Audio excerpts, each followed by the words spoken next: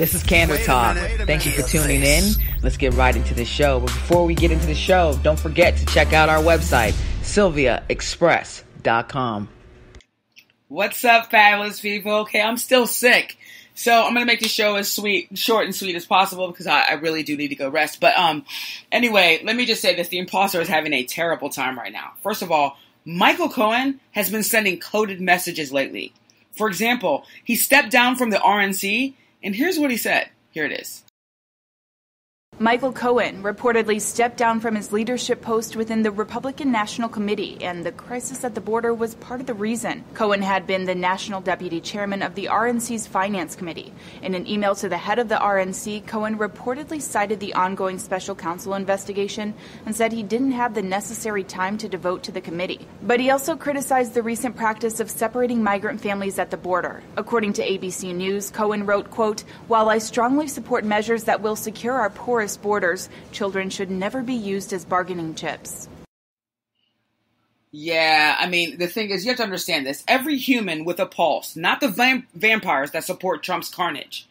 You know the vampires that I'm talking about, those people that sleep upside down during the day and their skin melts when the sun shines? I'm not referring to them. I'm referring to those who bleed red.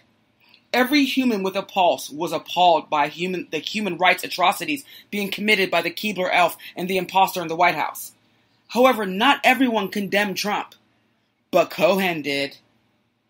Then, of course, comes Tom-Arnold, who is about as credible as Trump, but he's an ardent Trump opponent nevertheless. He posts a picture of him with Michael Cohen, and the caption of the picture says, "I love New York." And then Cohen retweets it.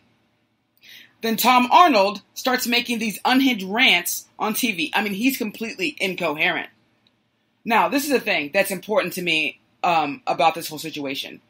Cohen allowed his picture to be taken by Tom-Arnold because he was clearly trolling Trump.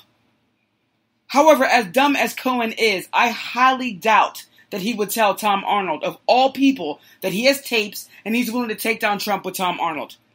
And I need you to hear part of Tom-Arnold so you can understand what I'm about to say next. Here it is. To the Regency with Michael Cohen. I want you to listen for a second. Consider this. And I'm going to spend the weekend with Michael Cohen.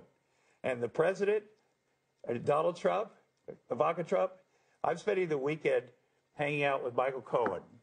And there's a lot going on. You've disrespected him and his family.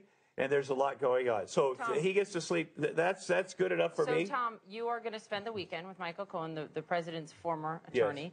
Yes. I have so one person at a time, Felix Sater, all these people that were... I mean, like, what was that? They're like, okay, Mr. Arnold, is Cohen going to flip? He's like, see, here's this thing. One day when I was in Iowa, I was growing up and I saw this, like, a rainbow. And it was a beautiful rainbow. It did, like, when the rainbow was, like, coming down, and I saw the rain, and then I was like, I was like, dude, it's totally gone. Totally gone. Okay? So listen, let me just say something. Tom-Arnold must not receive a platform any further. He's doing actual damage to the prospect of Cohen-flipping. He's tainting Cohen's credibility as a witness. If he's claiming that he's teaming up with Cohen, okay, he's teaming up with Cohen, and then he's publicly saying that he wants to take down Trump. He's clearly making Cohen a terrible witness, a biased witness. Unless his claims can all be substantiated by, like, independent, credible evidence, prosecutors likely wouldn't want to offer any deal or negotiate with Cohen. And then also, listen, Tom-Arnold is not credible. He's not even remotely credible. Okay? He's doing more damage than imaginable. However, let me just get back to Cohen. Cohen retweeting that picture with Tom-Arnold was clearly deliberate. Look at this. First, he quits the RNC and blasts Trump's barbarism on the southern border. He also put, which was not part of that clip, in a statement, he also said that he's a son of Polish immigrants, reminding Trump about, immigrants migrating to this country. That was his way of throwing shade at Trump. And then, okay, so he does that. He blasts Trump, and then he quits the RNC. Then he hires a new lawyer that previously worked for the Southern District of New York that is investigating. So the Southern District of New York is investigating him. He hires a lawyer that previously worked for the Southern District of New York. Then he retweets a picture of an enemy, a clear enemy, which is Tom-Arnold, who is overtly claiming that he is going to take down Trump. To me, it's clear. Michael Cohen will be cooperating soon, or he's already in discussions to cooperate. If he's already in discussion to cooperate, Tom-Arnold is not helping. That's why Tom-Arnold needs to be muted. When you see him, press the mute button. Mute. You know what I'm saying? Like, cut him off, okay? The guy really is not helping us.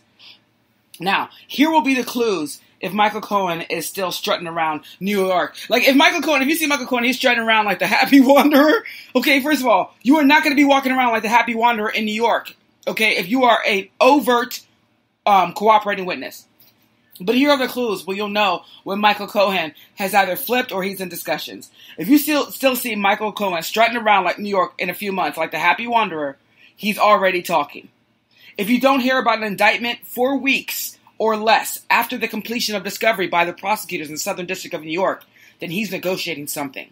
Those are going to be the signs. So if you see him strutting around like the happy wanderer, he's sitting there singing and skipping down the street, which, I mean, is literally what he's trying to pretend like he's doing. And so you saw the bags under his eyes, we saw him with Tom-Arnold, but I digress. If you see him skipping down the street like the happy wanderer, you remember in The Sopranos, the happy wanderer, just a happy person's always skipping and smiling, just wanted to like sit down. Well, if you see him doing that, 4 weeks after they've finished the discovery, when they get all the discovery from that goes to the special master, it goes to the prosecutors, goes back to Michael Cohen.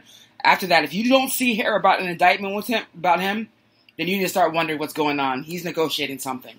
Okay. Now, the imposter claims he's not fearful of Cohen-flipping because he did nothing wrong.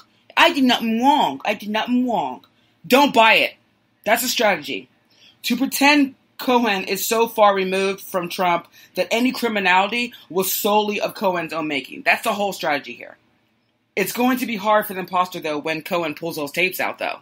Right? It's going to be very, very difficult for the imposter to claim that he did nothing wrong. I did nothing wrong. I didn't do nothing. It's going to be very difficult for him to claim that. Okay? When the tapes come out. And let me just say something. It's becoming a race. It's becoming a race between inmate Manafort, because don't forget, Manafort is an inmate, okay? I think it's 45343. All right. It's becoming a race between inmate Manafort and Cohen to see who's going to flip first. Because sooner or later, one of them won't be able to make a deal. And it seems to me like Michael Cohen is going to be making a deal very, very soon. And I think if you look at his tweets and the stuff that he's retweeting now, you can tell he's completely done with Trump. And that is not in Trump's best interest. That is one of the worst things that could possibly happen to Trump. Because Michael Cohen can do collateral damage. We're not talking about just taking on Trump. We're talking about taking down the Trumps. Plural. Okay? So that's definitely not good news for the imposter in the White House. And then also, there's another thing too, you guys. Pay close attention. There is a revolt happening in the United States against the imposter in the White House. Look at Sarah-Huckabee-Sanders. She was kicked out of a red hen in Virginia. Let me play this clip. White House Press Secretary Sarah Sanders says she was out for dinner last night in Virginia when she was refused service at a restaurant because she works for the Trump administration. Okay, just think about that. Because she works for the Trump administration, somebody was like, you gotta go. Which means you are bad for business, okay? You are bad for business. So, literally, she's being told, you need to kick rocks. Then there is George Will. And let me just talk about George Will. George Will is the premier intellectual elite in the GOP. If someone asked me to name one true conservative, I would immediately say George Will. Without hesitation. It wouldn't even take me a second to say that. He embodies everything conservative. And yesterday he wrote a column, and I have to read you guys what he said, and this is what he said. He said, the principle, the congressional Republican caucuses must be substantially reduced. So substantially that their remnants, reduced to minorities, will be stripped of the Constitution's Article 1 powers, that they have been too invertebrate to use against the current wielder of Article 2 powers. They will then have leisure time to wonder why they work so hard to achieve membership in a legislature whose unexercised muscles have atrophied because of people like them. He's literally calling. And let me just tell you something. Okay. George Will left the GOP because of Trump. But he's a conservative through and through. He's opposed Democrats his entire life. For him to say, vote for Democrats, that is monumental. It's symbolic of the fractured GOP as a result of the maniac in the White House. And yes, he's a maniac, deranged, unhinged, maniac. He's a barbaric tyrant. That is what he is. And George Will could no longer allow the stain the GOP was causing the United States and Trump are causing this country, that he literally said, vote for the party I've despised all my life. And then there's a Republican rep, Mike-Coffman in Colorado. And this is what he said after he was talking to Wolf Blitzer.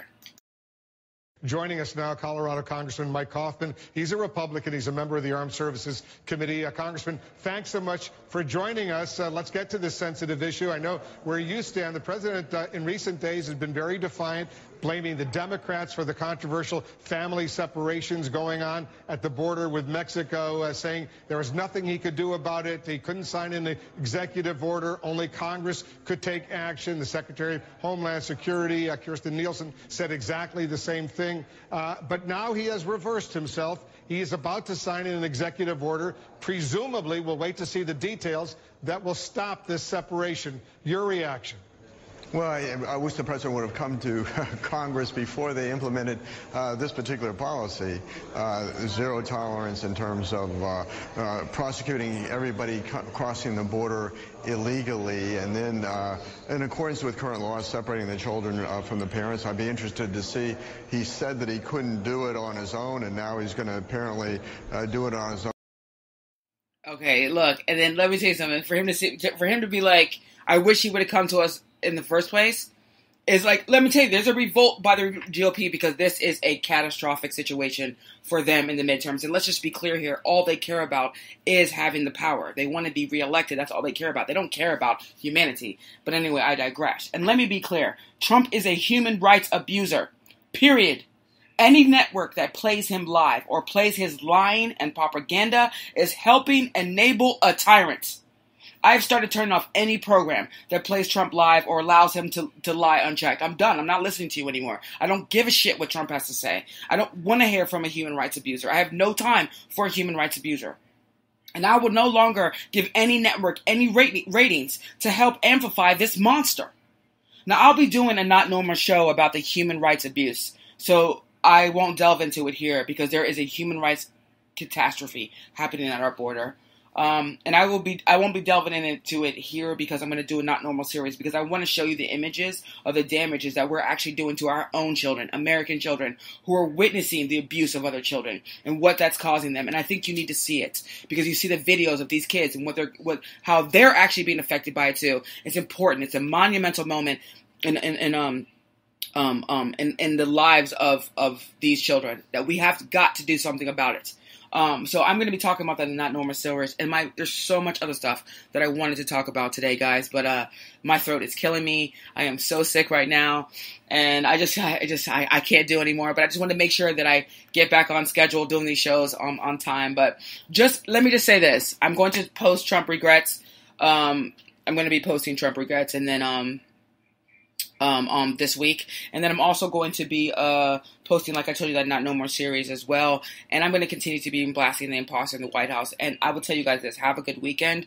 Trust me, your weekend is going to be a lot better than Trump's. I'll see you guys next week. All right, take care. Have a good week. Make a dawn in this. I'm feeling like $1 million. Cutting up just for the money. We like nip and tuck. Jet like Benny from the Sandlot.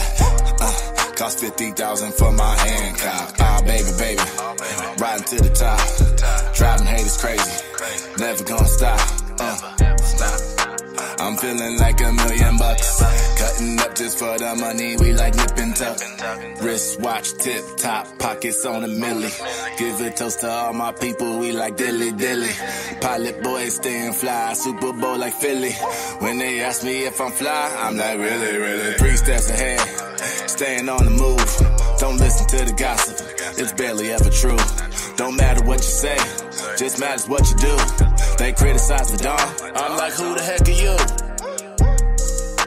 I'm feeling like $1 million. Cutting up just for the money. We